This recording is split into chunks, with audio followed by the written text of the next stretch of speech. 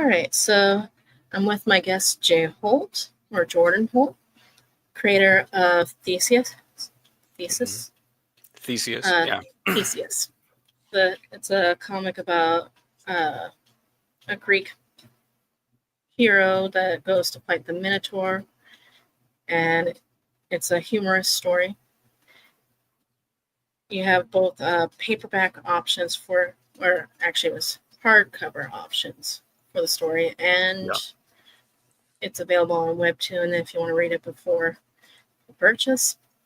And I saw you have a card game that you're doing with that world too. Panomachia? Or Panamachia in the Greek, whenever you yeah, see a CH, it always makes a hard K sound. So okay, Panamachia. Yeah. okay.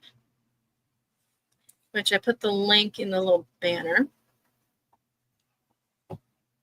And we'll go ahead and share that.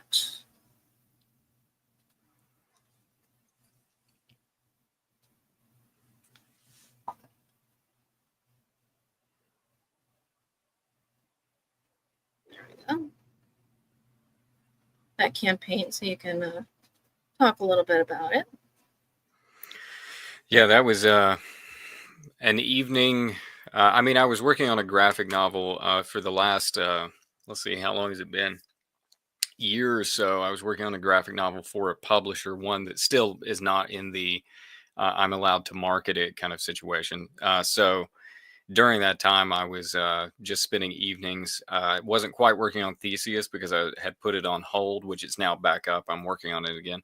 But in the evenings, I would just knock out two or three cards, something like that, and then sit at the table with my kids. I'd run prototype decks, and we would play it. It's basically like a war game, but it has some variables. You can play different cards to change the power levels of characters. So it's a fun sort of kitchen table game. And then, of course, if I can turn something into a finished product, I want to turn something into a finished product. So I had the cards printed, ran the Kickstarter, which the Kickstarter went and it managed to cover all the expenses. But the next thing is now if people go on there, it will link them to the website, the store, to where they can pick up a deck now. But it's Greek mythology in totality. So it's got trying to remember. Oh, well, the total is right there, 84 card deck, and 67 of them are original illustrations. Very cool. Now, you said original illustrations, so are you doing digital or traditional on that, or?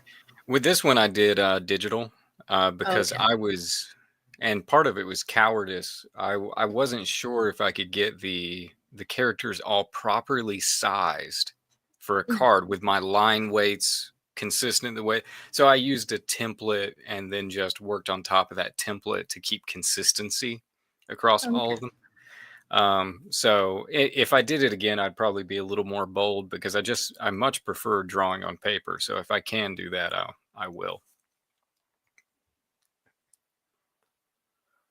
So we'll get to the bottom of this, so the viewers, if we have any, can see everything. And then we'll move on to the questions. Sure. It was fun to create packaging. I'd never created packaging before, so I had a good time just designing for, and then working with manufacturers to have it all made. So it was a very educational process. What manufacturers did you work with? Well, I used Alibaba, which is kind of a portal to talk to manufacturers in various countries. So obviously, there's some Google Translate intermediation in these cases. You can tell that they're talking to you through that, but I can't remember the names of the particular manufacturers. But things like the brass coin, the deluxe packaging, styrofoam inserts, those were all different manufacturers. And then, of course, the card deck and the cards, that was a different manufacturer as well. So it's pulling together a lot of different pieces. And you go on there and you just search for something like cardboard boxes, two-piece cardboard boxes. You find different manufacturers, you get quotes, you compare prices. It's quite a lot of work, but it's actually really rewarding to get something at the end that is entirely your own, just gone through the manufacturing process. I hear that. I recently published a small children's book. I'll show that to you later. Hmm. Yeah, it's really fun to see something in print. There's a little bit about the creator. Mm-hmm.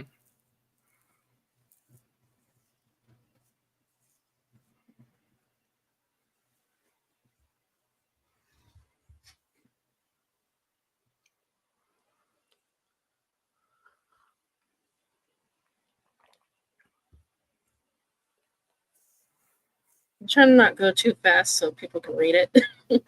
Sure, sure. Okay. All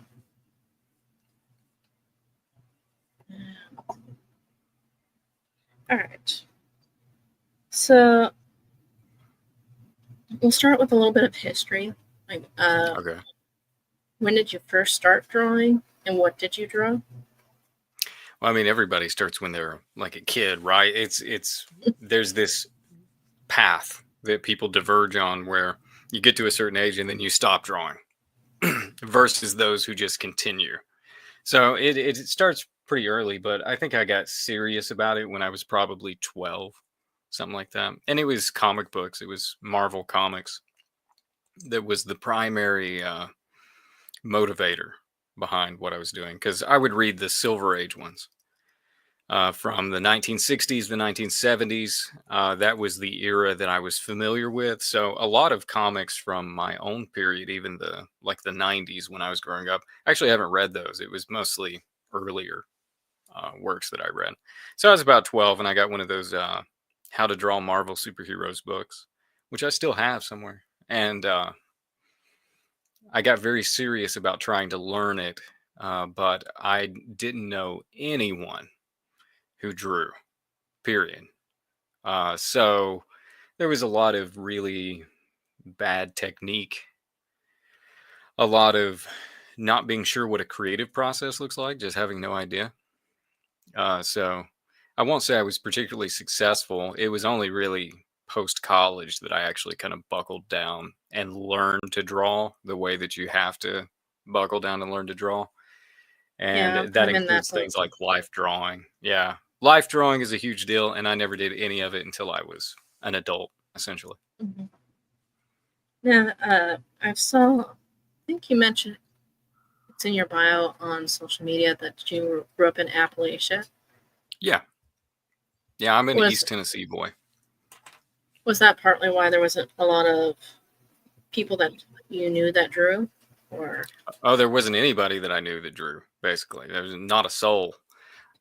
So, and a big part of that was, is just, I mean, we're talking about up in way northeast Tennessee, Rogersville area, which is right on the Kentucky line.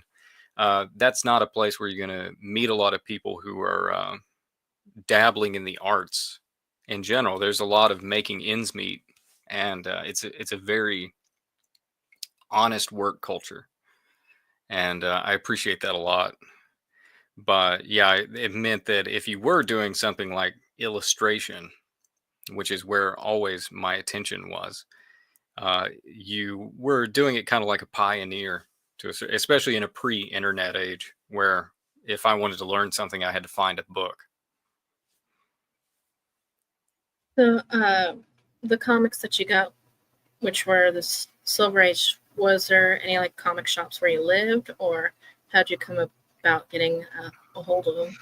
It kind of picked up. We moved to Knoxville when I was kind of at the end of elementary school, and so that was a bit more in touch with the pop culture side of civilization. And so my dad purchased comics out there, which when I was growing up, he would still go to the newsstand and he would pick up the occasional comic. They were still sold at newsstands at that stage. And so we got like the Death of Superman run, and things that are classics now. But in general, I didn't start really reading them until I got those big bound copies that he started buying once we had like a Books a Million that was at least in driving distance.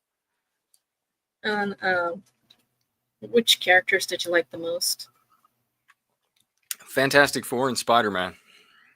It was pretty straightforward. Yeah, Jack Kirby and then Steve Ditko and John Romita Sr. Those were the big influences. Nice. Yeah, when I was growing up, I watched the Spider-Man cartoon, the Hmm. animated series. Yeah, I That was remember kind of that. my yeah. That was very 90s when you Yeah, when you look back on it. The music, the style, the type, it had yeah, 90s written all over it. So did that X-Men cartoon, which I didn't yeah. watch nearly as much, but That was the other one I watched was the yeah, X-Men, and we then the watched Batman too. yeah, Batman the animated series. Yeah, Yeah, which is very timeless. If you watch it, it doesn't feel like the 90s because I still yeah, watch it with my kids, and there's in that one it could really be from any part of American culture, any period, and yeah. it fits. So I wonder if it has to do with the style of it because it was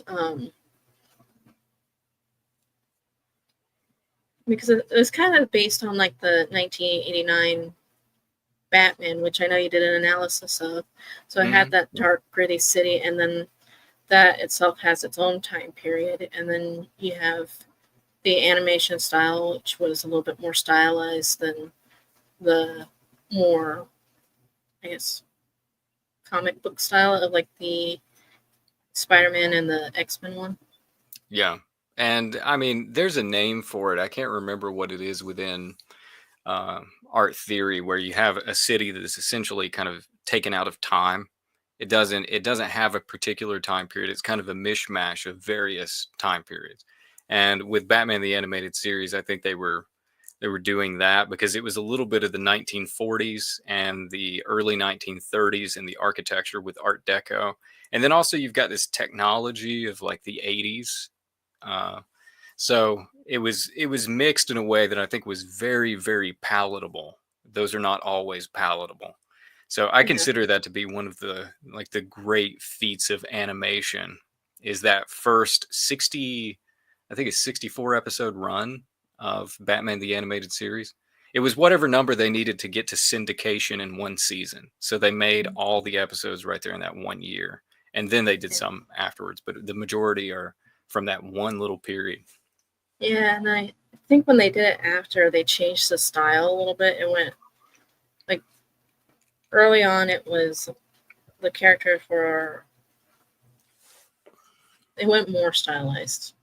I know, Yeah. like later on, which I remember I wasn't as keen on that second season as the first season.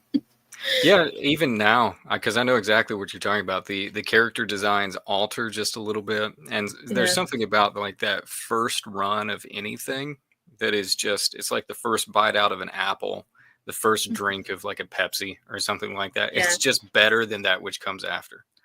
yeah, because it starts to get watered down, and I think that's Mm. one of the issues with like comics today is because it's been proliferated so much, it keeps getting watered down as Yeah, things go on. yeah. But we can talk about that later if you want to. But um, so were those comics what influenced you to do comics yourself? Or, Yes. Yeah. Especially because those bound ones they didn't have color. It was just the inks. And it's not as though, I obviously use color in my own work, so that's not the issue. But there was something about being able to look at the ink strokes so carefully, yeah, um, that it made me want to use a brush that way. And also just the fun of narrative. I eventually went to college for intending to do filmmaking, and it was largely because I felt like I had hit my ceiling in drawing. And reality, my technique was bad. I already mentioned that I had really bad technique. So I didn't know what I was doing. That was the actual issue. But it's the storytelling aspect of comics, using visuals to do it. I find it more appealing to make them than to read them. It's just so fun to make. So yeah, those influence me heavily to go that direction and to use narrative.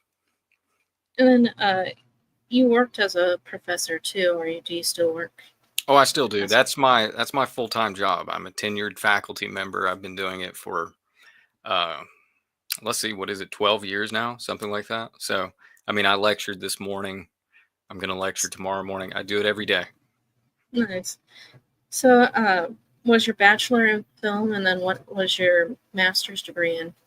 The master's is in illustration, so I got an MFA in illustration, and largely I got it to teach because if you don't intend to teach at a higher education institution, it's kind of hard to justify. It took me 4 years to do the MFA. I mean, it's time consuming and it's Yeah. expensive.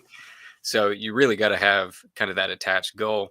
If I wasn't doing that, I would just look at stuff and draw constantly because that's 90% of it, right? Is learning to do that. And then you also have a YouTube channel where you Mhm. do analysis and educational videos to a degree. So Yeah. was uh, that just part of an extension of your teaching that you do at your? Oh, I forgot to ask what subject you're teaching. I mean, I teach art. So I teach art theory and history, graphic design, illustration. So I teach what I do primarily. So, um, yeah, and yeah, the YouTube channel is a bit of that. It's the stuff that I don't really get to cover in a straightforward way, uh, but you always have kind of rattling around in your head. So uh, sometimes they're amalgamations of like various lectures, but pulled together into a form that's more amenable to YouTube because it talks about something pop culture related or Yeah. something a bit more open to mass audiences. I have found that if I go deep into like Italian art history or something, YouTube is way less interested. Mm, So the stuff that I do in the classroom doesn't necessarily translate, and then a lot of the stuff I do on YouTube doesn't immediately translate into the classroom. So it's just a way of stretching the academic bona fides that I'm been developing for years. yeah. Actually, how I got introduced to your work was through uh, your video "Inking for Comics: What Beginners Need to Know." Oh, okay, My yeah. comic teacher suggested it as a Oh, resource okay. to watch. Well, that's flattering. Yeah. It it is obviously something that I hope that I have credibility in, but when Hmm. people recommend it, then I appreciate that. Yeah, and a lot of the things that you said in the video are things that he would teach in the classes. Mhm. So it was because he knows that like not all the students are going to listen to him because he's the teacher. So Yeah. having that extra voice helps. Which is funny because in my classroom every day, I'm the guy people won't listen to, right? So Yeah, YouTube has this weird sort of credibility to it that, uh, yeah, it's weird to hear that because I understand exactly what he means in that context, but in this case, he's using me, who has no credibility, with yet another group of students. So that's yeah, funny. yeah. That's the way it works, I guess. You know, the Grass is authority always thing. greener. Yeah. Yeah. So when did you, so when you wanted to go into comics, did you have stories in mind that you wanted to tell in the beginning, or did those come later as you explored more of the world in education and art history? Well, I tried to write novels when I was a teenager. You know that write your bad um, fantasy novel kind of thing, right? Many of us did that. It was all really poor though, so I don't know that I really had comics in particular stories in mind. But once you get to be a little older, you know, roundabout. Um, late 20s early 30s, I think you start to settle into the grooves of life in a way where you have a little bit of a deeper understanding of what stories are trying to do that is really beyond the conception of the teenager whose prefrontal cortex is yet to actually develop, right? There's years to go in that process. So I didn't have something in mind, but then as I got older and, you know, I was doing teaching. I put all of my energy into teaching and program building for a long, long time. You then start to get that inkling of there's a category, there's a genre that's somewhat missing from the stuff that I see. And most of it has to do with really meticulously researched or loved historical or mythological elements. Now I'm realizing at this point that I'm not alone in this. I see a lot of people on Twitter who are actually doing similar things, like the really in-depth graphic novel work about World War I or something. I love that. I'm glad that Yeah. that's happening. So if I'm just like part of a movement that is looking at history and saying this is untapped potential, and not only that, but being willing to kind of dig in and really try to understand it, even if I play with it and do satire like Theseus. Theseus is a comedy. It's meant to be Yes. funny, but there's a really deep, passionate love and research for the language, for the culture, for the history and the myths that is embedded in it that hopefully sets it apart a little bit from somebody who just mucks around with the names and the places and those kinds of things. I did want to ask you, the characters, I think his name was Sinus, the Yeah. pine bender. Was Mhm. he loosely based off Sideshow Bob? Oh, actually, yeah, there's a little bit of that in there. Because so if you go and you read Plutarch's account of Theseus's life, which is the one that I use, Plutarch's writing in around the time of the Roman Empire, as opposed to like deep in Greek history. But he mentions all these people, but he gives you nothing to go on as far as what they look like. Mhm. And for whatever reason, when I think I was watching The Simpsons when I did that section of the comic, and as I was just trying to come up with interesting ways to distinguish him from other characters, uh, I just gave him that hair and a little bit of that similar mentality, right? There's Mhm. a little bit of absurdity that goes into it, Yeah. and that's what I've really enjoyed about doing Theseus is I can take the myth and I can fill in the gaps because many times you don't have a canon representation of anything. Yeah. So there's so much room to play and still be faithful.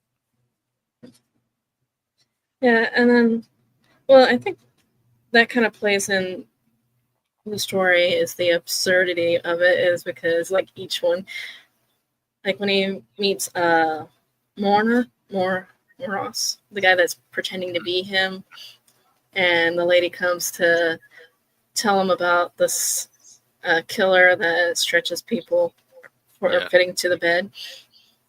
Uh, he's like, "Oh, look, they're gonna have some feature that's gonna set them apart and stuff like that." And there's that side commentary. Yeah. Yeah, Uh, Greek villains are very big into branding. They have yes. their thing and they do it. But that's really mythology in general. Like it just is not a good mythological villain unless they've got a really clear and distinct mode of villainy. And Yeah. then they become worthy of being remembered down through the ages. And then,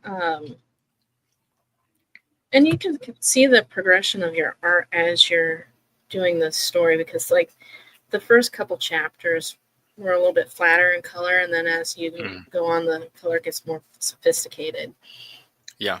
and the drawing gets a little bit more sophisticated as well. Now, um, I just recently saw your post of the Thane Yeah. Echo, Mhm. and I feel like the body language is much more fluid than some of the thesis work. Sorry, but do you think that is a consequence of it being a traditional piece over digital, or do you think it's just you're growing as you work? It's probably a couple of things. One of them is the early Theseus pages. One of the reasons they're so rough, and they pain me a little bit when I go back and I look at them because of this. But I promised myself at the beginning that I would draw as fast as I could. And so I was doing commercial illustration at the time. So I was doing stuff that was a lot slower paced, which was, I think, higher quality than what I did with Theseus there in the beginning, because there's a big difference in how you draw fast versus how you draw slow. My fast drawing was just kind of abysmal. I think I didn't really understand the body, I didn't really understand how it moved. Well, you give it 500 pages, which is what I've done since the start of Theseus. I've done about 500 pages of various projects, and 110 of which I've never published a single thing of, because those are the ones that are going off to a publisher. And if you do comics, about every 100 pages, you're a completely different person than you were before.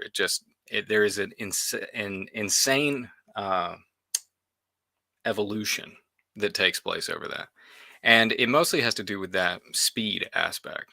So when I did the Thane, I actually drew it as fast as I possibly could because it was just a test page. So I set it up at the kitchen table and I just drew it as fast as I could. And I think what's happening is just finally reaping the benefit of having done all of those pages so fast. And also, I think there's an element of luck that's just involved. Like sometimes a pose just turns out better, and you can't really figure out why. It just does.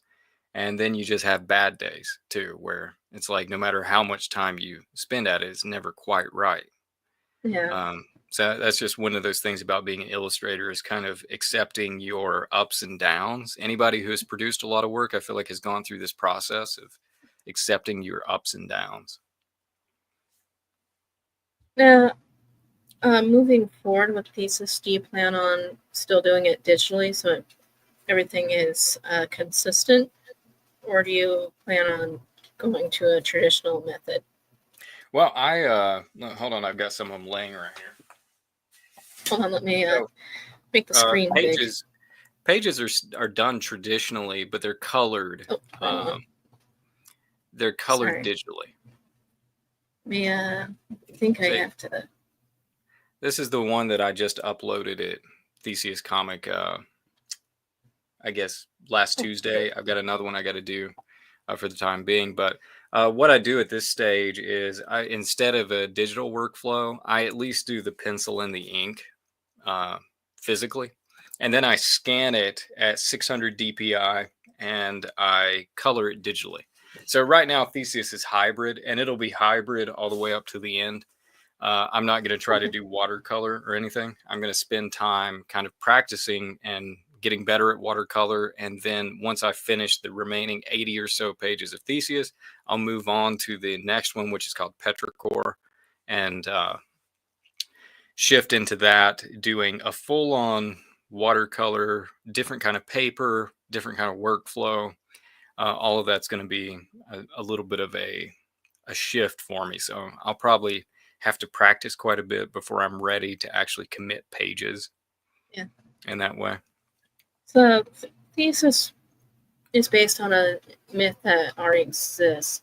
Is Petrichor kind of this same where the hero existed before, and then you're bringing in that history of the Thanes?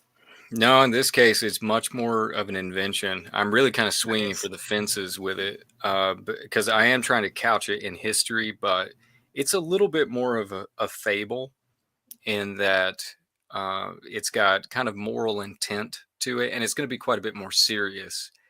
There's always going to be humor. I think that's just however I write. There's always going to be some element of humor to it, but in this case, it's going to have a little bit more of a me putting my reputation in a vulnerable position, and actually trying to move people.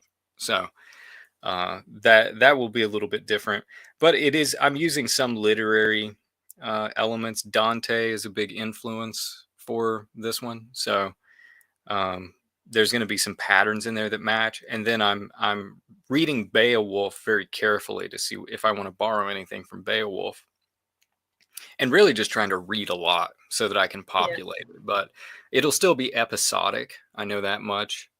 The first chapter is kind of its own episode. And if you read like Dante's Purgatorio, it has clearly defined stages that could be separated like chapters. And so I'm doing something like that. Dante's on my list to reads. I haven't read it yet. It's really phenomenal. There is essentially very few works in all of human history that could be counted among where Dante is. You know, the Iliad is one of them. The Iliad is one of the great works of literature. So is the Odyssey. Dante, I think, is right up there. And I didn't realize how good it was until I read it through it with a friend of mine, even just a few years ago. He's a medieval scholar. He teaches at the university. And I read through it in one of his classes with him. And I was just shocked that I had let this go untouched for so long.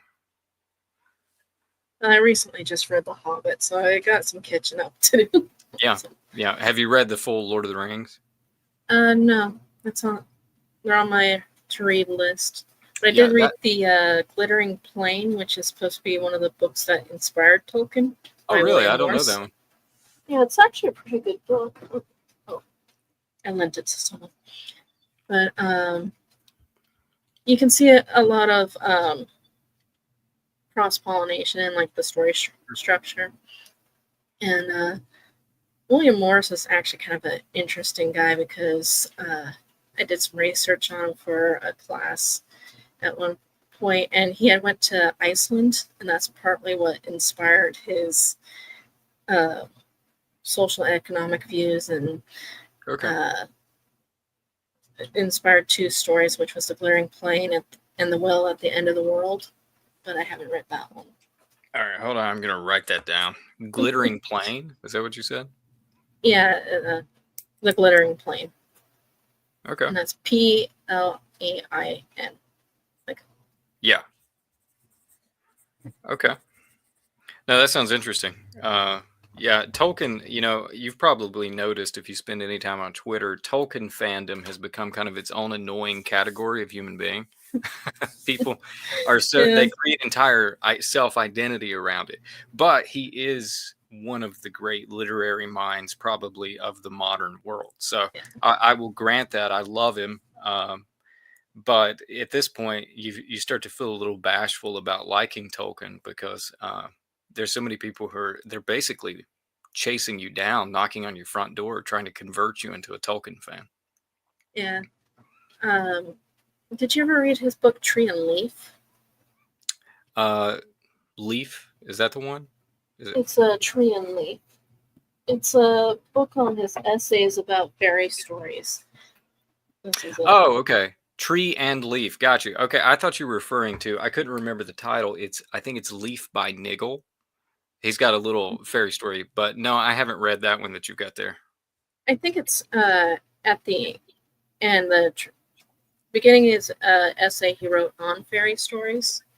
It's you see, I read this before I read The Hobbit, and you see a lot of like what he was talking about with the talking animals and the beings of nature, and yeah, it's pretty interesting.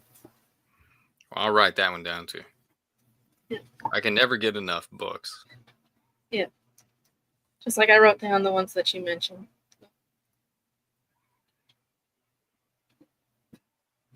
And then, do you have a favorite part of the process of illustrating? No, I've kind of learned to love the whole thing, which is not how things were when I was younger. When you're starting out, you just want to rush into production and you want to be finished. Really, that's what you want is you want to be finished. But if you do this for any length of time, you another one of these self confrontations that you have to decide, do I actually enjoy the process of this? And as soon as you do accept that it's just time consuming, it just takes a long time, then the writing slows down, the process slows down a little bit, and you start to enjoy it quite a bit more. So right now I'm in the finishing stage for Theseus, and I'm in the research stage for Petrichor. And I love both of those stages a lot. And I'm very content to do that. I find drawing comics to just be energizing. I love inking. I love penciling. I like imagining new pages. And I do still love being finished too. So that's nice. Yeah. So, oh, sorry, I blanked on. You said that they were going to be episodic. So, do you have like a end point for each story?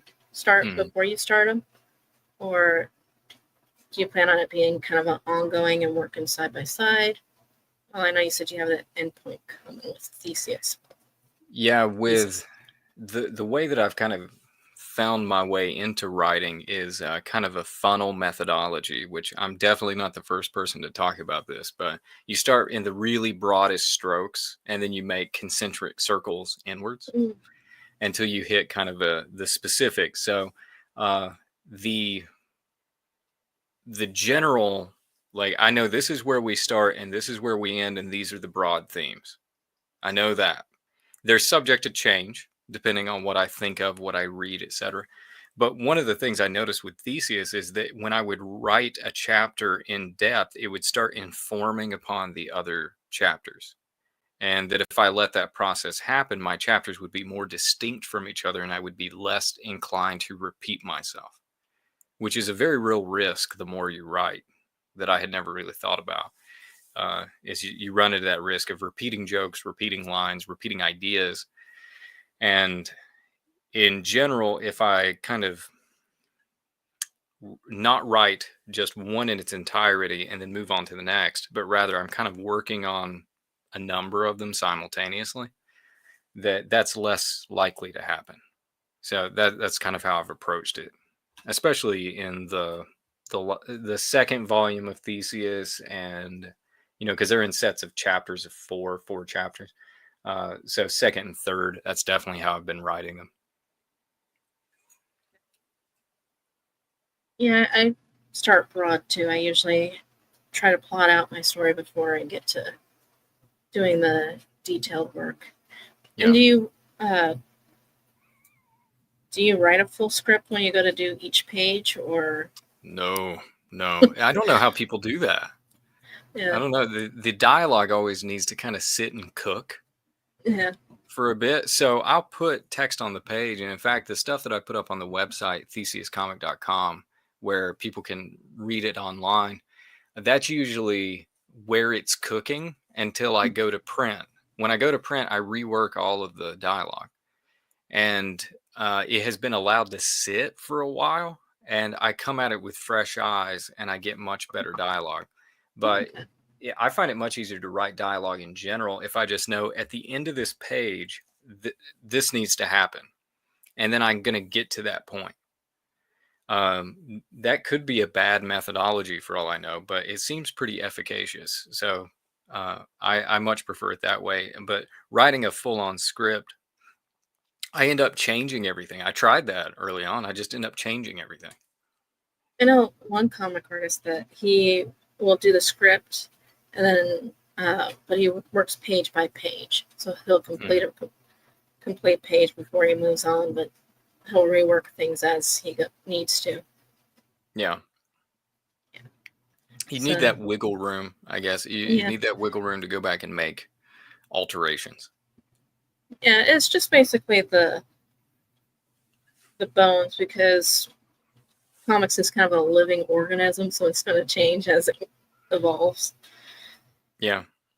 But, and then, so you have, well, let me pull up your website, because you have the first two volumes in print. So you've changed the dialogue from what it was on like Webtoon and stuff like that, Yeah, or usually, I mean, tweaked it is probably a better word. okay. But occasionally, if I run into a situation where something just straight up isn't working, the comic version on the website and the print version will actually be different from each other.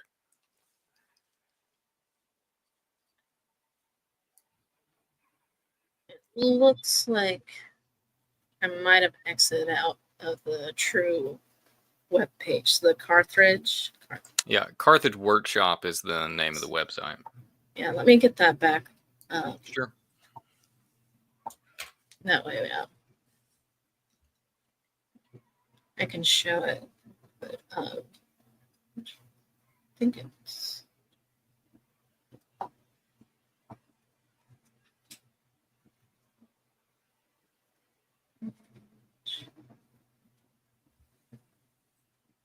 Ah, there we are.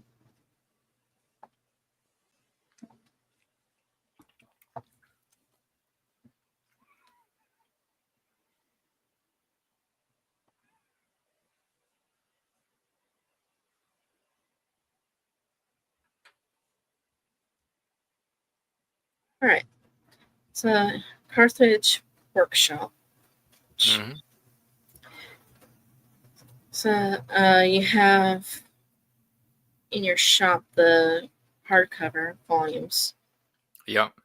where you can get a bundle of the 2 volumes if you wanted to. But how I know on one of your YouTube channels, YouTube videos, you talked about promoting, and you were trying to find the best method for selling your book. Yeah. Did you figure out that method, or are you still trying to figure it out? I mean, I have made headway to a certain degree. You know, YouTube is helpful in selling books because it anything that just projects you out into the audience, which is, you know, before we came on and we were talking about technology, the fact that there's a certain utility to technology if you're independent because you are able to get an audience in front of you. It's not a perfect system by any stretch because there's a ton of grinding that's involved and there's a ton of falling flat on your face. But the more headway you make, the more headway it tends to generate. And so there's a benefit to just having stuff up and just kind of continuously plugging at it. But most of my sales still come from going to comic conferences and selling things there.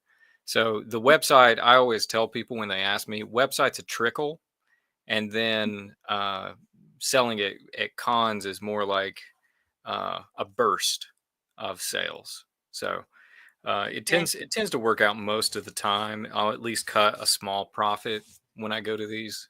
But you also have occasionally some that are just kind of you're lucky to break even and get out. So, but the more I have found anyway, the more the comic conference is particularly about comics, and people know that's what they're coming there for, the better you do if you're selling indie comics. Yeah. And so, do you have a circuit that you hit when during the Comic Con seasons, or is there a couple main shows that you go to? It's mostly a couple of main shows, especially because I love it when my wife can come with me, you know, and we basically just use that as a weekend. But we've got, especially right now, we've got a, how old is he? 7 weeks old baby. So that kind of throws a wrench into it. Our other kids are older, then we can shuffle off to grandparents. But when a new kid is added, that always kind of puts everything in jeopardy for a little bit.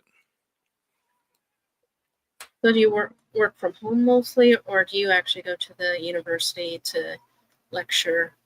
Oh, no, I'm a classroom teacher. I do not Oh, like to teach online. Uh, I learned that through COVID. So yeah, yeah. we live close enough to the university that I go into the office every day. And do you mind saying what university you teach at, or? Yeah, it's called Lee University. It's in Cleveland, Tennessee. Oh, It's just a small Christian school, liberal arts.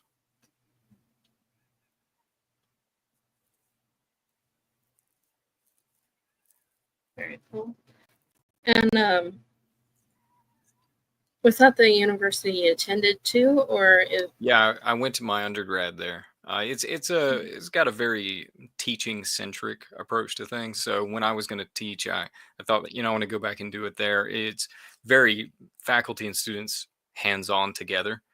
And Okay. again, I didn't realize it to that extent, but when we went through that COVID period where I was teaching hybrid courses and online, it left such a bad taste in my mouth. I would I would rather do just about anything. You know, I go work at the grocery store before I would do the stuff again because I kind of like working at the grocery store. I did that when I was younger, and you can still get to interact with people, right? Yeah. I want to interact with people. I don't want to sit here around and be like some intentional introvert. Uh, So are you more extroverted, or? no, I'm really introverted by nature, but again, the Bill Watterson, I think, talked about this in an interview, and of course, he did Calvin and Hobbes, right? Hmm. His tendency is to isolate himself and draw. I have that same tendency, but he found that it made him really depressed and irritable to do that. Mm. And that's where I get to that notion of I just don't think I'm designed to be the introvert that I have a tendency to be. Right. I think human beings and being around them is actually really good for me. It makes me a Yeah. better person. It makes me happier. So if I was to go into the digital sphere of teaching entirely, for example, it would be way too much of a temptation for me to shut off from society. So I need to seek out people on purpose because I'm always glad I did. When I make that effort. Yeah, I I've think seen most introverts are like that. They still like people, right? uh, speaking of Bill Watterson's, have you checked out his new book? I think it's called The Mysteries. I am familiar with it, but I have not purchased it because it was so short and it was so expensive for the number of pages that it was. So I still have intention to grab it at some point. But Same here. uh, did I'm you like, get it? I Did you read it? no, Okay. I'm like eyeballing it. Like, I want to see what it's like, but Mm. yeah. But I still need to get like all the Calvin and Hobbes. Yeah, no, those I have. My kids read them all the time. He was extremely capable at engaging any age, which I think is unique, right? Kids read them, adults read them, everybody Yeah. likes them. Yeah, with the humor base of your comic thesis, thought for sure Theseus. I thought for sure that comic strips were gonna be like one of the influences there. Yeah, well, doing like a four-panel punch joke. Yeah. Um, it's something because I did some Lord of the Rings ones and things in the past. Mhm. And when I was especially kind of sharpening my skills early in Theseus, and I'd post them on Reddit and just use that as a gauge to see what works, what doesn't work. And you realize pretty quickly that it is not easy to do a four-panel punchy joke. And when people are good at it and they produce a lot of them, that's a really unique skill. Bill Watterson was above and beyond a master of that kind of writing. I've seen the Lord of the Rings uh, comics he did. One of my favorites is the Ent one. Yeah, which that one turns people off. It never got the legs that many of the other ones that I did had because I'd have them turned back to me. Like one person sent them to me, and it was one of those Lord of the Rings comics, and it was translated into Turkish, and I didn't do it. Just somebody thought it was good enough to go and translate it. So some of them they would go far and wide, and then some of them like the Ent one, which I thought was really funny, but it just didn't fly. So Yeah, that one I liked, and then the opening the gates of Moria. yeah, yeah. That's a Now good one. that one, I put those on prints and I take them to cons, and that one has such an egregious pun on it that people will come by the table and they'll read it and they'll stick around after having read it. So it does have that kind of efficacy. Anything that can make you kind of roll your eyes. Yeah,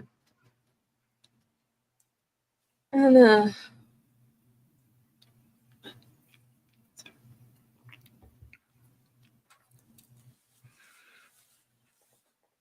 so when you were talking about comics, you were talking about using it made you want to use a brush. So is that how you do most of your traditional inking is with the brush? It is now. I did a lot of microns and brush pens for a long time. Mhm. Mostly, I think I was just a little bit cautious about the brush, and you do need a good quality brush. Yeah. When you're doing inking, you can't really use the cheap ones, and a good one is like $40. So there's that kind of hesitance about it. But then I've got one of the Winsor and Newtons right here. Um, it's you get that it's high quality. I've done probably 130 comic pages with this one brush at some Oh, point. So they last. They have that aspect to them. But it took me a while to I think get bold enough to really do that and learn how to do it because when you first start using it, it's not quite you know what fluid brushwork is supposed to look like, but you can't really do it until you've got some pages under your belt. Yeah. Then you get kind of addicted to it, and you become very pious and hoity-toity about people who don't use actual brushes. So Mhm. One of my guests uses all brush. mhm. uh, the video, if you look at Gary Martin, he's a brush guy, inker. Okay. Yeah. Yeah, it's very rewarding. It's really satisfying, and it's kind of like if you. I'm trying to think of a good example that would go along with it. I don't know. It's Because it's challenging because you don't have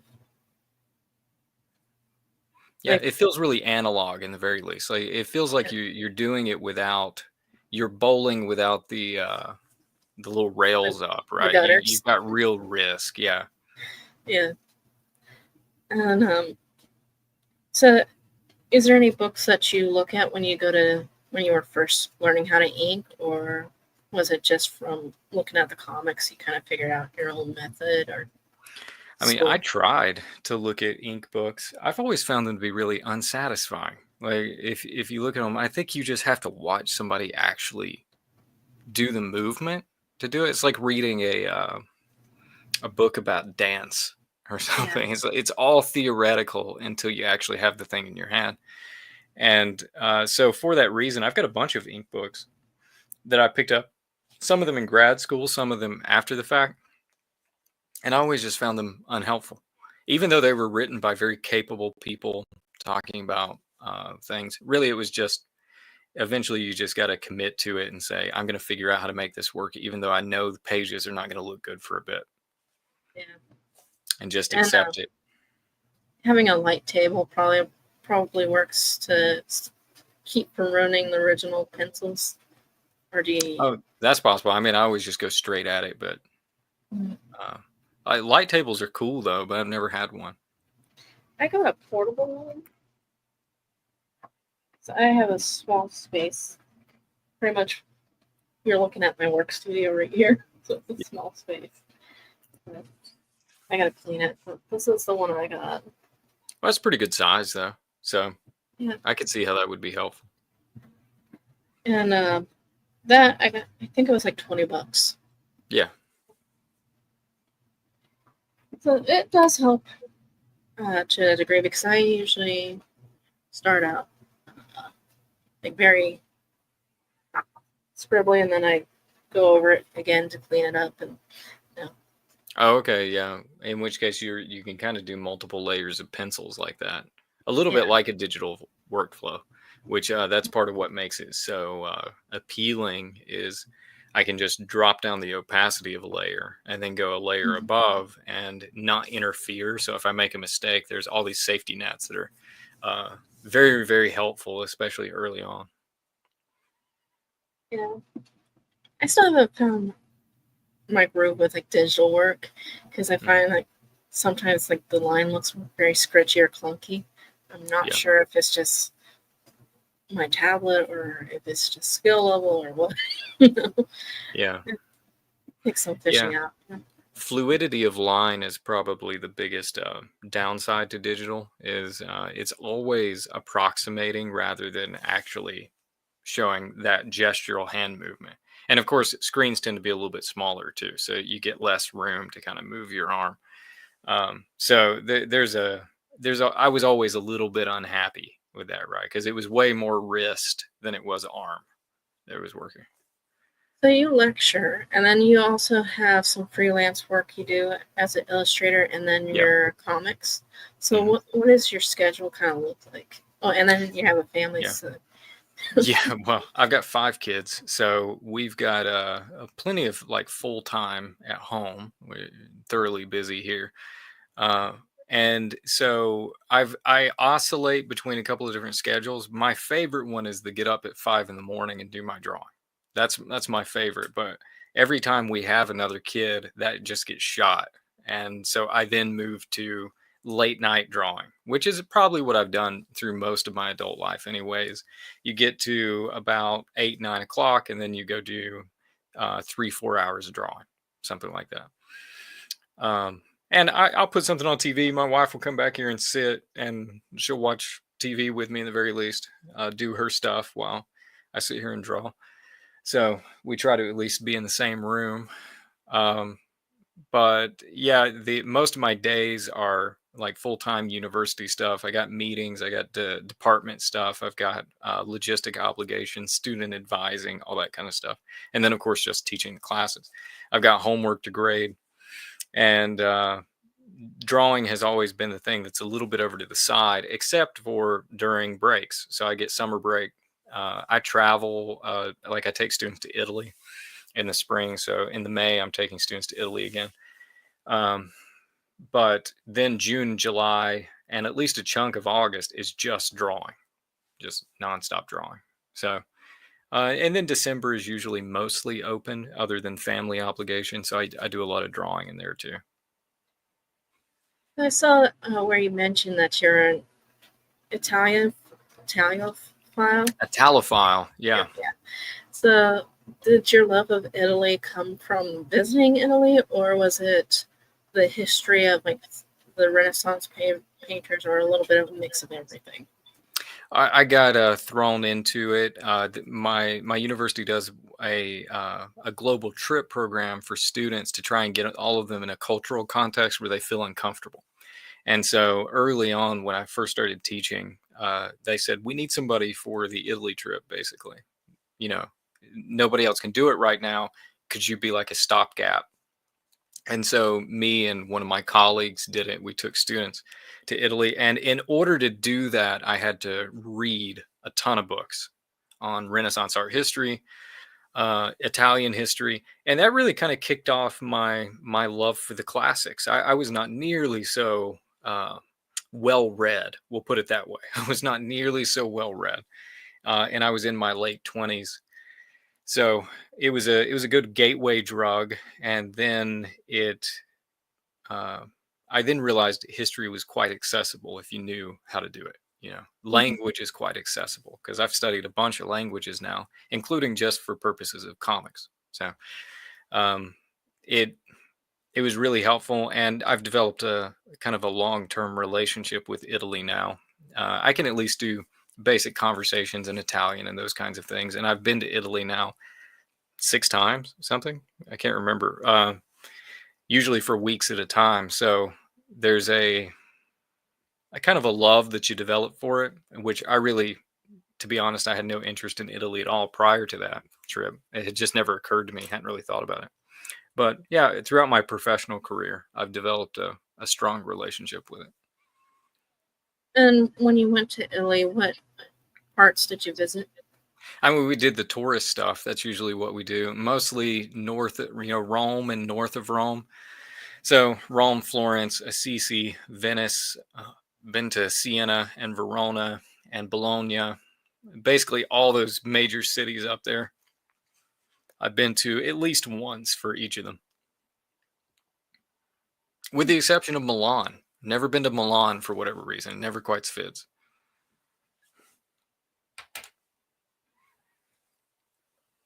So, have you ever heard, just on the topic, did you ever hear of John Ruskin? Oh yeah, I know John Ruskin very well. I teach him in a couple of different classes. Yeah, I just thought of him because there was a phrase about him that he could recreate. I think it was Venice if it ever burned down from all his sketches. Yeah. Yeah. Yeah, his Venice sketches are extremely famous. And actually, last time, it wasn't the last time. It was a couple times ago when I was in Venice. They actually had an exhibition of his paintings, Mhm. which are really studies. They're watercolor studies, ink studies. And yeah, it's very impressive. He could draw architecture, and he could observe in a way that I don't quite see everything he could see. So that's a testament to his passionate observation of things. He wrote a book about drawing and the skill of seeing. Hmm. Yeah, I'd have to look that up again, but it, look it up real quick. But Yeah, I remember. Sorry.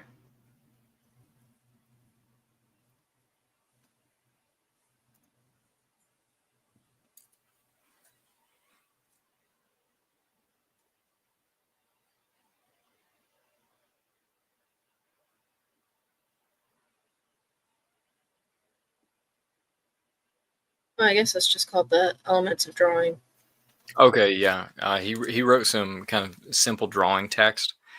Yeah. Because one of the things he did, I think, I'm trying to remember all the details of it, but he would teach factory workers to draw just to kind of increase the richness of their life, right? As that sense of if you're drawing nature, you're spending time doing something that causes human life to be better.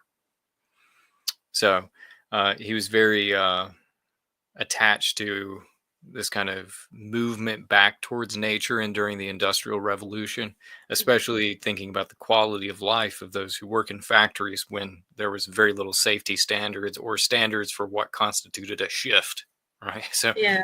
some people would live in there for weeks, Yeah. basically out of light and air, and it was a dark period, especially for that manufacturing world in its early years. Yeah. I remember in my history class we talked about how a lot of people lived agrarian lifestyles, and they closed down they made laws so they couldn't go hunting to supplement uh, their income. So they had to send their children up to the cities to work in these factories. Hmm. I Yeah. forgot what the movement was called on that before that. And then they had all these rules of like what they had to wear and their actions while they're working in these factories. Hmm. Yeah. Yeah, it was not amenable to human thriving. Yeah. We'll put it that way.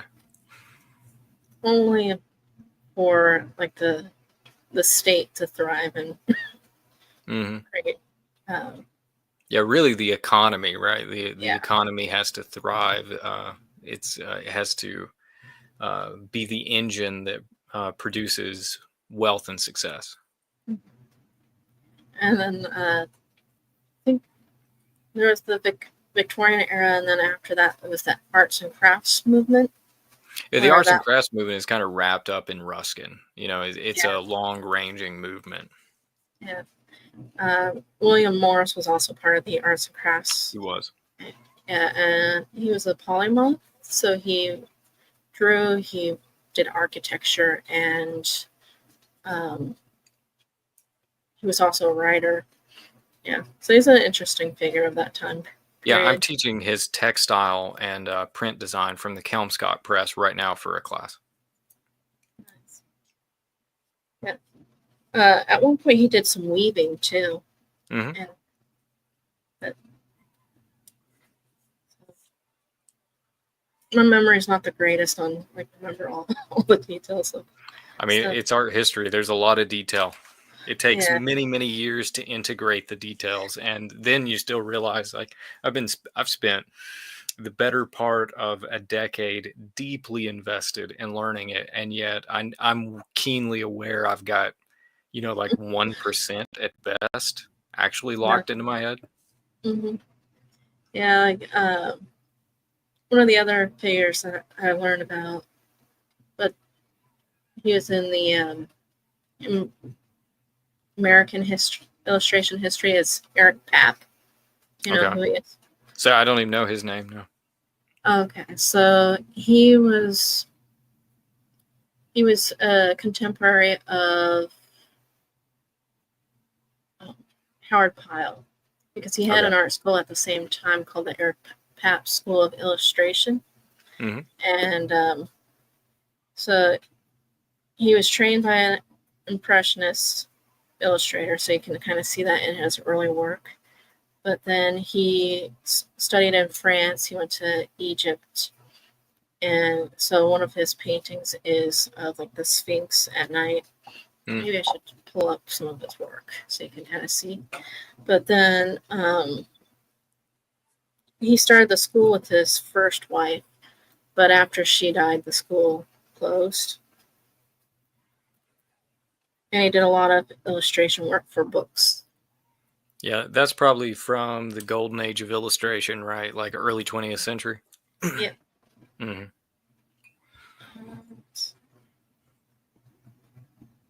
Here. Oh, that's Yeah, for me being an illustrator, and as much as I enjoy their work, I actually like mid 20th century illustration art. I do not have a good encyclopedia of in my head. oh yeah. Yeah, most of my area of study is like Renaissance to medieval to ancient. And Oh, so okay. I'm woefully, it's like the thing closest to your window. You can't really see that well because you're too busy looking out that way.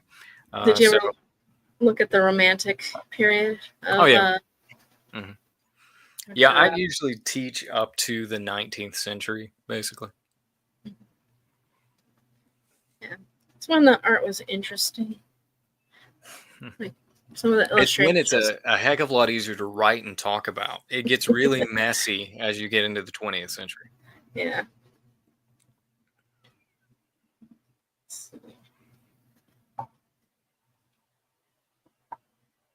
I'll just show you this if I can.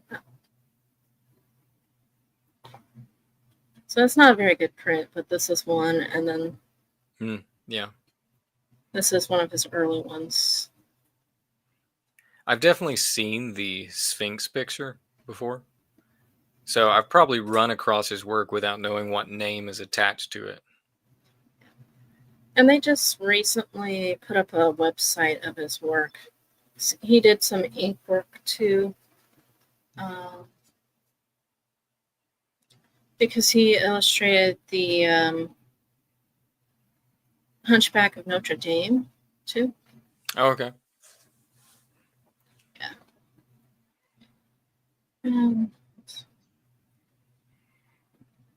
So, do you have a favorite illustrator from that time period? Let's see. Probably I'm not. I mean, I'm familiar, of course, with Rockwell, and then there's sorry, I meant Lion from the Becker. periods you studied. Yeah. Say what? I meant the periods you studied. Oh, the periods I study. Okay. I mean, there's quite a few. If you go to like romantic landscapes, I'm a huge fan of Albert Bierstadt, of Thomas Moran. Both of those you can see at the Smithsonian. You know, they're broadly available. They did the American West. Those kind of landscapes I find very, very moving. And then if I go back a bit further into like the Baroque period, you know, I'm not above the well-known names like Caravaggio and Bernini. Those are all incredible works.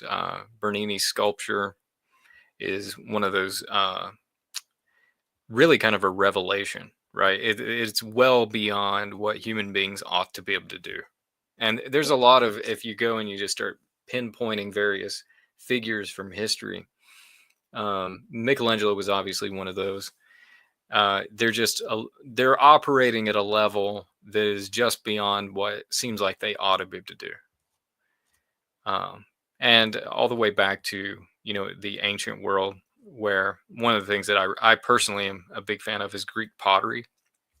Greek pottery tends to be very beautifully illustrated, especially the high quality pieces.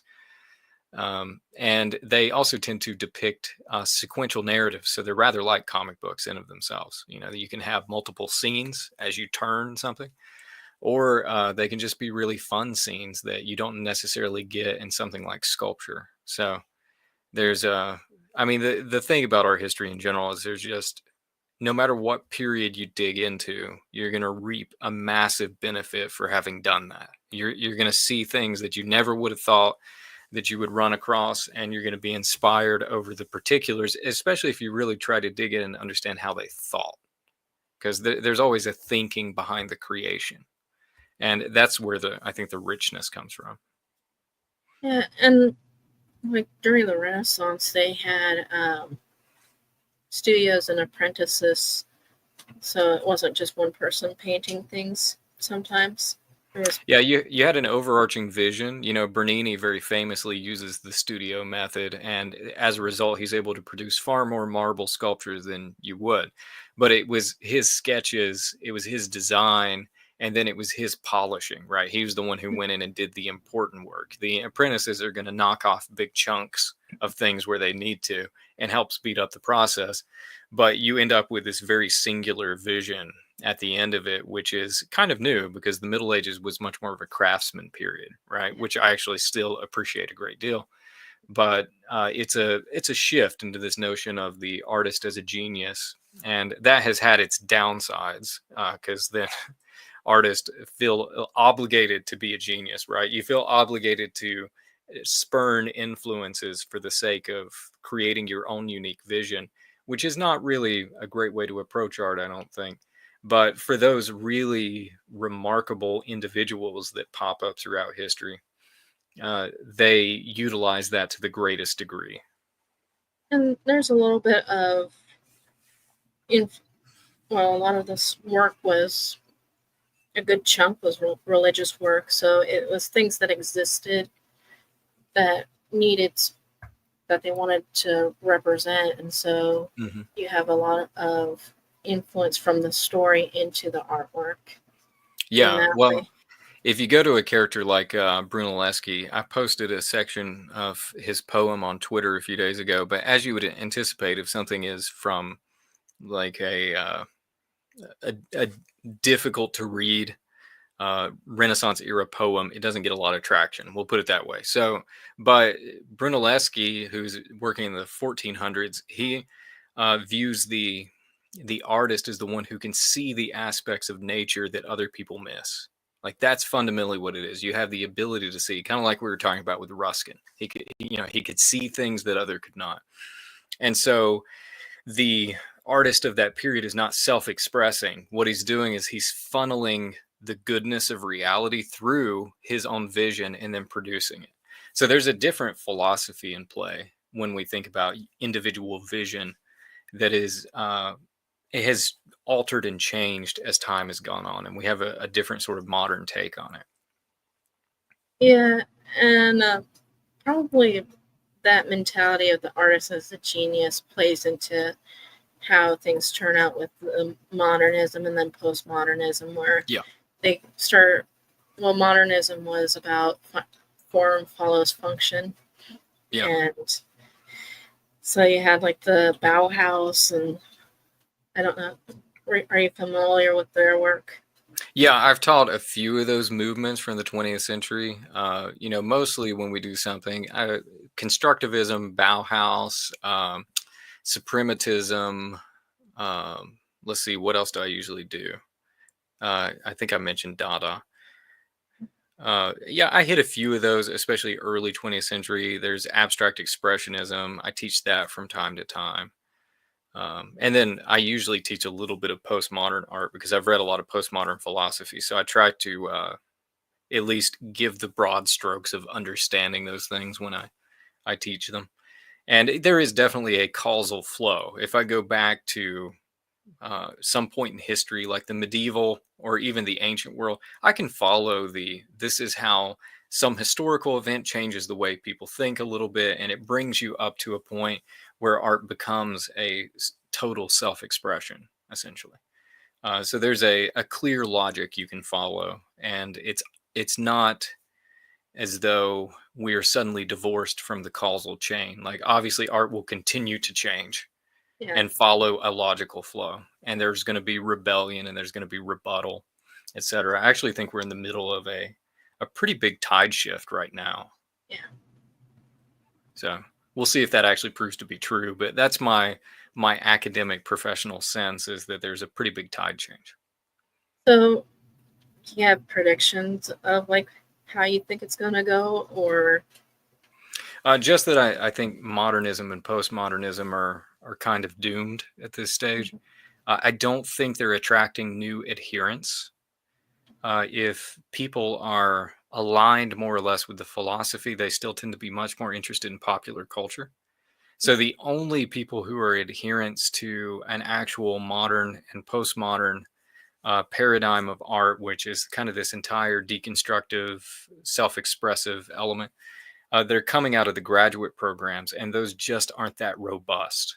Like the independent artist movement is much bigger. So I think it's kind of just aging out, which there's many movements that have taken place over history that functionally they just age out and die. And so I'm inclined to think that's where we're headed right now. And it's pretty close because most of the hardcore postmodern artists, they are 50 or above at this point. So yeah, something really significant is changing just by pure practicality of chronology. Like time is going to pass, and as a result, a new movement is going to replace an old movement. Yeah. Yeah, there's always isn't like the saying, you push against your parents, but then reach back to the grandparents. So, like, recently there's been a resurgence of people reaching back to stuff from like the 80s and 70s. Yeah. Which is not particularly far back, right? If you're thinking in our historical terms, when they go looking back, it tends to be for things that are not part of the art scene of that period, right? It tends to be popular culture. I really think the upper echelon of the art world has kind of failed to recruit. Yeah. And so as a consequence, it will sort of fall apart. And I think there's among younger people where you can see this, especially economic despair and things, but this sense that the utopia didn't happen. And so some things are open to questioning, because a huge part of modernism was post World War One, where there was this despair about the world as it was then. So there was this deconstructive response. So now, if you end up in a case where people are generally kind of unhappy, just gauged upon happiness research, right? People are less happy now than they were 2-3 decades ago. That makes me think that you're probably going to end up with some great distaste for the boomers, which I think we've seen that already on social media. There's this sense that the boomers kind of didn't really hold up their end of the bargain or something to that effect. Books will be written about it. We'll put it that way. Yeah. But we'll see what happens. It certainly looks like there's a rebuttal right now. So, as an educator, do you remember how you felt like when you first went into the education field to teach? What things have you learned from that, and what have you witnessed with the changing students that go through your classroom? Well, I've learned that people are not very different from each other in the grand scheme. Like, our basic needs are very similar, and teaching methods that work tend to work very consistently. So if you think of it like a bell curve, most of the population is at the center of that bell curve, right? So you're going to have the occasional fringe person with whom they actually do behave or seem different than most. But most of my students think that they're very, very specialized as a human being, and things that work for other people don't really work for them. And that just isn't true. It's actually very consistent. They tend to have the same self-esteem issues. They tend to have the same worries and fears. They tend to have the same basic strengths and weaknesses. You know, there's variation, but it's very similar.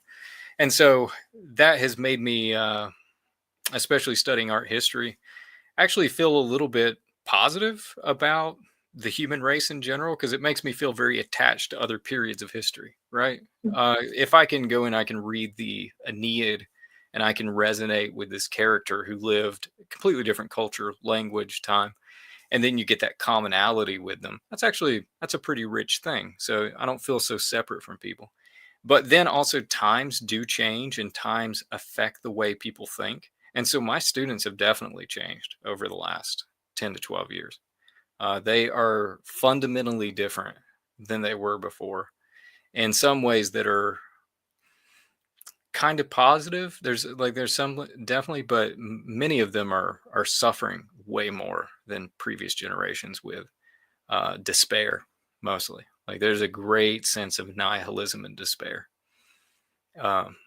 and also a tendency to be weak in areas where the students used to be strong, like ability to write, ability to communicate ideas, um, ability to make friends, like really, really simple things that we kind of took for granted, that was just being done in high school. It really doesn't seem to be done anymore. And that was probably because of the technology and more kids are being introduced to it younger and so they're not learning those skills. Yeah, Awesome. there's good scholarship at this point about the effects of smartphones and things, and mostly the effects are deprivation. You just in doing this, you spent less time with friends, right? You spent less time with face-to-face communication. You didn't sleep as much. So it's, Jonathan Haidt is one of those psychologists who writes about this, and I read a book with some other faculty that he wrote called The Anxious Generation. It's relatively new. And I've been following his work for a long time, so it wasn't a surprise to me what was in there, but mostly just that students have largely been deprived of the standard maturation process that kids have always gone through. And it's because of technology and sort of overprotective parents in combination who protect students or kids way too much in the real world and not hardly at all on the internet. So I've seen the fruit of that. Every educator that I know has seen the fruit of that, even if they're teaching in high school, middle school, etc. The population has drastically changed, and the students, I think, have a certain obligation to be a little bit up in arms about that and to feel like they were done wrong and that should not be the same. It should be different. So I try to encourage them to insurrection quite a bit, at least in terms of technology, right? Yeah. Put it down, go do something real, go do something in person. So, are most of your classes built to the same demographic, or do you have people varying in ages? Or It's mostly the traditional undergraduate education. Baccalaureate degrees, we offer bachelor's degrees, and the students that I teach are primarily 18 to 22.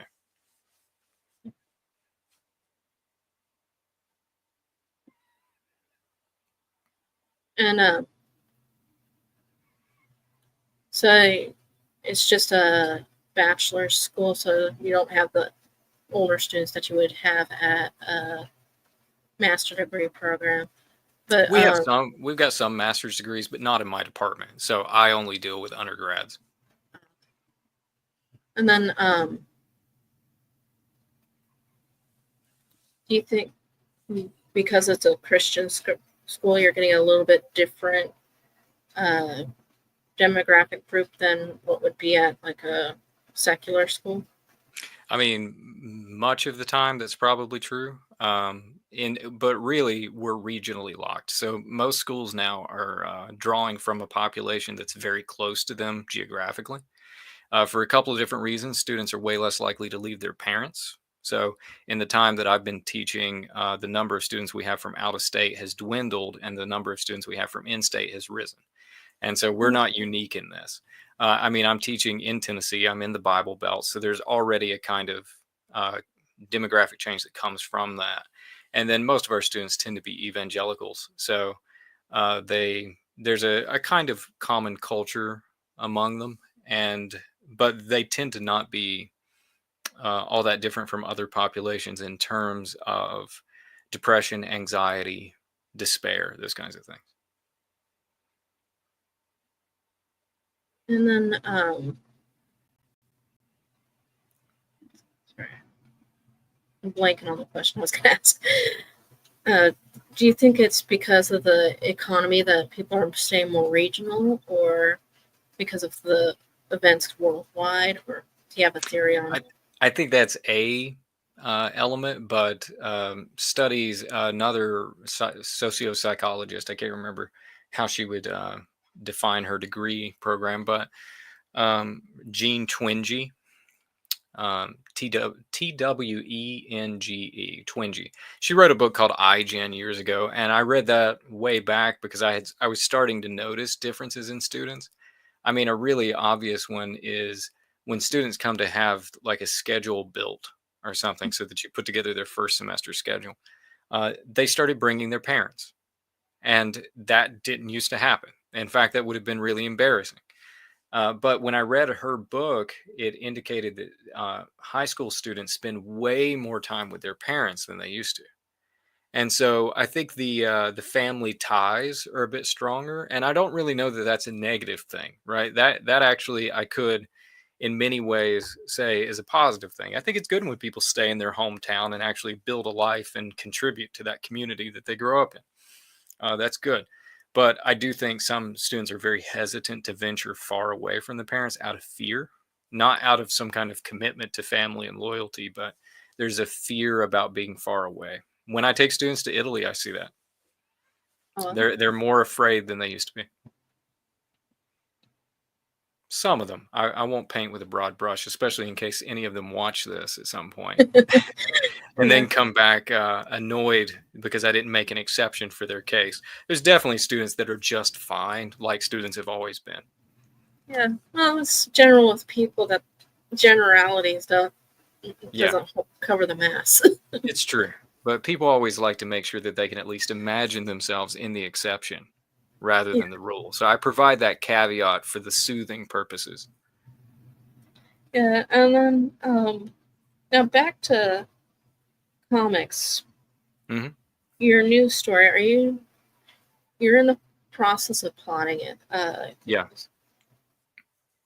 What inspired you to go that route with the story, with exploring the Thane and that kind of fairy tale type story fable? Well, I always wanted to do something medieval, but if I was going to do something medieval, I wanted to kind of pick a time period and not just kind of basket dump everything medieval into one thing. Like I've tried to watch anime recently, and because people always recommend them to me, but they always with like a fantasy environment, it is just a mishmash of everything. Like there's it just wants the aesthetic, right? It's not Yeah. concerned with a historical element. So I didn't want to do anything like that. I find that kind of untenable. You really have to balance like total fidelity to history to narrative communicability. There is an element there where you can compromise some, but I at least want it to be rooted and for the attempt to be there. So I wanted to do that. And then I wanted to do a good journey story, especially one that was related to what you see in the original Arthurian tales. And, you know, you could take something like Sir Gawain and the Green Knight, where the purpose behind this is fundamentally moral. Like you're supposed to become a holy person through the process of doing this. And obviously, there's a life parallel there. Like I'm supposed to constantly become more morally complete as I go through trials and difficulties. And I really wanted to try and put that into the form of a graphic novel because I don't think I've seen very many of them. In the very least, I can't think of any that I've seen that attempt to accomplish the same goals as a myth. You know, they'll use the elements of a myth, some of them very well. So I'm not knocking anything, but when you have that same basic goal of the me getting to the end of this narrative, to the end of this story, I'm supposed to become more pious, more holy, like closer to what I'm meant to be. I think that's an interesting challenge to do well. And it's also a lot more personally meaningful because aging, you start to appreciate the journey of becoming better, I think, more and more.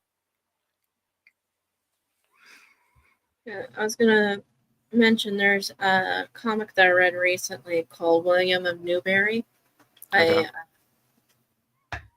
The artist name is Oming, and it's supposed to be loosely based on a true events that happened in Newbury, and it follows a friar, and it kind of mixes religion with a little bit of like the fairy stories. Mm-hmm. It was actually a pretty good read. They have the trade paperback out. It was a 4-issue miniseries. Okay. I wrote it down. I'll definitely look that up. I'd like to see some more things like that. Yeah. And also just to, you know, if I'm thinking about the kind of stuff I want to read, I want to read stuff that has that element to it. Like a lot of TV shows and things just kind of feel like the same thing over again, like the same Yeah. characters, the same mentality, especially. And if you dig into medieval thought, it is so interesting, but you rarely see that translated into a narrative. He actually just recently did a live stream with the historian that helped him make sure things were historically accurate too. So, Oh, really? That's interesting. yeah, I'll send That's you a link another to it. level when you bring on a consultant or something like that. Yeah. My plan is just to read an endless amount of books. I do have a friend who's a medieval historian. He can help me with a little bit, but his primary knowledge is in France during the Carolingian period. So I'm in Saxon England. It's not an exact match. So I'll have to pick up a bunch of slack. We'll put it that way. Yeah. But it sounds like an interesting project. And so when do you think that one will be in the beginnings of being made art-wise? Is it going to be next year or? Yeah, I would probably anticipate the beginning of 2026. So I'll be doing a lot of character design, location design, writing, note taking, and reading. I've got to get a good grasp of Old English and of Old English runes. I need that to be just in my head for use. So I've already started all that study process, but I'm going to just, especially, I'm going to try to on Twitter just kind of keep the process visible, because I think that's interesting. I like to see how other people do their process. So if I can do that, then hopefully that is of interest to somebody, and really try to develop it heavily before I get into the actual artwork. On the artwork, I'm intending to do really big pages, like 18 by 24 documents instead of 11 by 17s like I usually draw. And then just to do really richly detailed ink work and watercolor work on it. That's the dream. If that actually doesn't pan out that way, if I have to do a smaller size, it won't destroy me. It won't break my heart or anything. But I love really packed in panels when it comes to detail, and then scaling it down from that size. I think it would have a terrific density and hide a lot of my mistakes, which is part of the fun of scaling down, right? When you draw big and scale down, the mistakes disappear. Yeah, it makes it everything look tighter. Yeah. Oh, I had another question. Hold on. I gotta find my thought. But on the Middle English you were talking about, I did find a dictionary one time because I was digging through medieval era and stuff like that at one point. Yeah. And so I had gotten the Canterbury Tales in Middle English, and then a little dictionary that went with it. Yeah, Middle English is a little more approachable than Old, but it's still a challenge, because I'm reading Canterbury Tales as a part of research for this, just because English storytelling is like that's an opportunity you can't pass up, right? Is reading how the English during the Middle Ages told stories. So I'll probably end up borrowing from Chaucer here and there as I fabricate out these different scenarios that they go through. But one thing I like about it is you can read it aloud and you'll pick up most of the words that you didn't recognize, right? You won't recognize them in the spelling, but then you read aloud and you can. Some Old English is like that, but it's a little more challenging. I was testing my wife on it yesterday because I was reading her words in Old English, and one of them, like, I'm trying to remember exactly how they pronounced it. Ku Mealik. Yeah, Mealik. Ku Mealik. Cow milk. Right. So you can find it in there, but it takes a little bit of work to actually figure Old it out. English was more influenced by Germanic speaking, if I remember correctly, on the history. Yeah. So the Saxons were invaders. They came over from Denmark. That's where my family came from, right? So I'm a Yeah. Holt. Holt is a Danish word that means like a woodland copse or something like that. So it's a location name. So my name appears and my family name appears in all these poems and things like that. So that my family came over from there. They sort of wiped out the Roman Britons, or at least shoved them over to the west, and the Celtic Brits and things like that. All of them kind of got shunted aside, and the Saxons became England. So Yeah.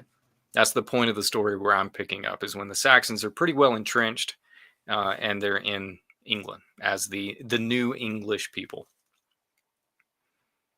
Yeah, it sounds like an interesting story, and I'm looking forward to seeing the fantasy elements you bring into it. Yeah. Are you going with the traditional like folk tales of that time period, like the fairies and the different mythological creatures from England, or are you going to do it?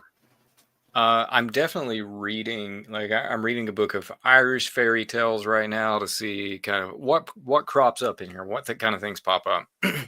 I'm familiarizing myself again with Arthurian legends, anything where I can kind of find possibilities, because I have generally found that, like with Theseus, if I go in and I kind of just read around, then I'll come up with this is something I could throw in to make this distinct. So I'm working on the first chapter right now, and in reading the Irish fairy tales, I realized that like there was a particular kind of what is essentially an elf or a sprite or a fairy, right? That I could use that to help accomplish a plot element. So the more I read, the more I try to just process possibilities. And I've got a notebook where I just write things down, because I've got like the Anglo-Saxon Chronicle, which was written around the year 1000, close to it. And in that, it just every year it lists various things. And in the year that I'm setting it in 793, it says there's omens of like dragons flying in the sky and lights in the air. Well, I'm definitely going to use that. I'm just going to find some Yeah. way to utilize that. So Yeah. the history is just like a buffet. It Yeah. just gives you stuff and you can use it, and nothing's copyrighted. It's all just there for you to take. I don't know why everybody doesn't do this. So, is this, you said it's your magnum opus, what you plan it to be your magnus opus. So, does that mean that you don't plan on doing any comics afterwards, or do you have other stories you want to tell, but this is the one that you're putting the most into of like yourself? I've got other ones that I want to do for sure. When I say that I want it to be my magnum opus, I've just reached that point. I'm about to turn 36. I'm at that age where I'm done with the preparatory stuff. We might as well swing for the fences, right? We might as well go for the best that I can possibly do. No excuses, no trying to hedge my bets, but rather say, I'm going to make this the best thing that I've ever done. And so if it turns out to be that, that's great. But I would not be opposed to doing that and then doing the next one and saying, no, this one's going to be my magnum opus. Like, I'm going to give it everything. So we'll see what actually occurs with it. But right now I'm trying to hold myself to a really high standard, with the assumption that even if I fall short, then I'm still higher than I would have been. Right. I'm still further along that track than I would have been. Oh, we got a comment. Hello. We're talking about comics and what Jordan Holt's next goals are. So the other stories that you have ideas for are you going to do like different time periods and different cultures, or do you want to talk a little bit about that? I mean, I don't have a ton of them planned out. You do, I think, at some point realize if it takes me 3-4 years to do a graphic novel, I've only got so many of these left. Like before I die, like there's a timer that runs. So yeah, you don't know when that's coming. Yeah, I don't have them. I don't have them plotted out in totality, but the one that I was originally planning to do before I did Theseus is set in the Renaissance and the Okay. Italian Renaissance. So probably at some point, I'm hoping to get back to that. I just didn't have as clear of an idea for it. I know the basic characters and things, but I didn't really know how to tell the story yet. So I'm hoping to swing back around to it though, because it's very much couched in history with real characters, and so I would like to do that. But um, for right now, I think this is the right one for the right time. Yeah. Finishing Theseus, which Theseus will have taken me a long time to complete by the end of it. You know, it'll be over 400 pages. So that's essentially 5 years because I did another graphic novel in between, right? 110 page one, which that one isn't off to the publisher for the time being. And you can't reveal it till it gets published, or Basically, I can't really say or do much of anything until they tell me I can say or do anything. So I asked a while ago, but I think they're just kind of in the process, and so they'll give me more information. It's very different than anything else I've done, though. It's much more of a modern setting, okay. which is kind of new. I mean, it's in the past, but it's like 15 years in the past, something like that. It's a true story. So I spent some time doing that one. Did you do the writing and the artwork, or just the No, artwork? just the illustrator. Yeah. So I worked with a writer, which I've never done before, at least not on something that big. And yeah, it was very educational and very productive and a very moving story. So I look forward to when it does become available, because I'd like to be able to talk about it, share some of the pages that I've done, those kinds of things. But Oh, for a year, I kind of locked myself away and just did that. we can talk about just the process of working with the writer, since you haven't worked with one before. Yeah. Did you find it easier or harder? Because were they a little bit more strict about how they wanted the script to be adapted? No, granted, I don't know if this is how working with writers usually is, considering that I don't do it particularly often. But he was extremely open to collaboration and to notes, and so we got along extremely well. Great writer too. I thought he did a wonderful job with a very difficult story. Any kind of true life story is usually difficult and hard to write. I do not envy his having to write that story. Basically, it's hard to keep straight and clear. So then illustrating it was in many ways easier, but then also I really wanted to be respectful of what he had written into it. So I did go back and ask for clarifications on things that if I was doing it myself, I would have just run through, right? I just would have gone through it without any issue. So it slows you down a little bit in some ways, and it speeds you up a little bit in other ways. But I found it to be kind of freeing to not have to worry about the writing, and then also occasionally frustrating because I didn't get to customize it the way that I usually customize things. So I think with any of these, it's just trade-offs. It's basically just you're exchanging something, you're getting something in return, and it was a very good experience. Glad I did it. I didn't expect it to take that long. It took about twice what I expected, but I was also when I switched to the brush, right? I changed my workflow, changed the way that I did everything. And it turns out doing that at the beginning of the process is going to slow you down. Yeah, and then you have your other life commitments too that probably keep you. Life lessons learned. Fortunately, nobody was really in a hurry, so they gave me the time to get done what I needed to get done. So I'm grateful for that too. Really good group of people to work with. Was it during the time period where you like to work at 5 a.m. to work on your? Yeah, I definitely did some of that. Yeah. Which is terrific. If I could get back into doing that, I absolutely would. The problem is you got to go to bed at like 9:30, right? And then you get up at 5 and you just draw for a couple of hours. But then the rest of the day just feels productive because you've already been productive. Yeah. So it gives you a sense of fulfillment. Yeah. Now, is there any part of the process where you just have to close out all sound and work focus on the work, or are you able to multitask with like listening to music, watching TV throughout? I probably listen to things more than I should. Mhm. We'll put it that way. I think it slows me down, honestly, a little bit. But also, it's very fun. Like I like to draw and listen to something, so I mostly listen to podcasts and things like that.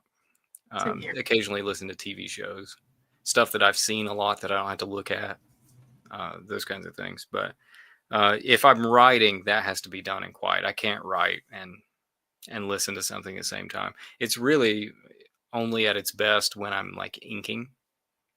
Oh, okay. Inking is the perfect balance of being able to listen to something and then work. So I like that. So, what type of podcasts do you listen to? Are they art related, history, or stories? It's kind of a big mix, you know. Honestly, I feel like I've now heard every podcast. You know, you reach a certain critical mass where it's all the same guest, no matter which podcast I go to. So I've kind of moved away from them a little bit. So I listen to some lectures and things too, art, historical stuff, language stuff, history stuff, um, those kinds of things. Nice.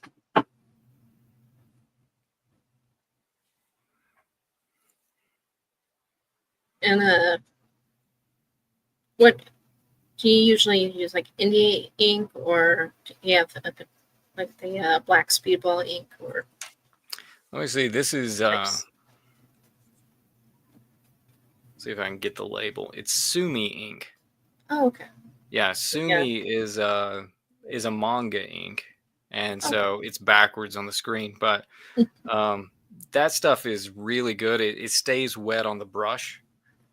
Uh, and India ink, the stuff that you get at Hobby Lobby, which is what I used for years, it's perfectly fine, but it dries really fast on the brush, and that is a huge pain. So if I can keep it wet longer, the trade-off is that it's thinner. So if in covering Bristol, you can sometimes get some bubbling and things if you're not very careful covering it. But I prefer that trade-off. So Sumi ink is the one that I use at a standard level now. And there's another one that I don't remember the name of. When I find it, I'll send it over. But it's supposed to be a little bit thicker, so it gets a little gummy, I guess, when it ages. But I don't know if you'd want something like that. But Generally, I prefer the thinner stuff for the brush. Yeah, it tends to flow really nicely off the brush. So thin inks for brush work most of the time. Yeah. and do you use any of like the splatter techniques, or? I haven't really learned to do it yet, but a lot of the stuff that I've done hasn't been particularly gritty, right? So for the next one, maybe that will come up. Like maybe some splatter technique will actually be useful in this medieval context where gritty might match up a little bit better. There's also one called it's a thumbprint. So you dip your thumb in the ink and you use your thumbprint to make like smoke and stuff like that. Oh, interesting. I don't think I've seen somebody do smoke with their thumb. I'll have to look that up. That's interesting. Yeah, there's a podcast that I watch every Wednesday called The Graybeard Studio. It's four Okay. comic artists get together to draw based on a theme, and sometimes they'll talk about like the technique and like different people they worked with. It's a pretty good show. Okay. And I think that's everything I got for you. So, Okay. so it was a pleasure to meet you. Oh yeah. Yeah, I enjoyed the conversation. It was nice to meet you too. And I never did show you the last thing. This was the book that I published. Oh, The Patient Rock. Actually, I think I looked that up at some point. Let me write it down again and look at it. I saw the cover and I liked the ink work. Oh, thank you. Yeah. It's on Amazon. Okay. I'll definitely look into that again too. All right. Is there anything needed for the outro? Nope, just have a good night. You're always welcome back if you want to come back on.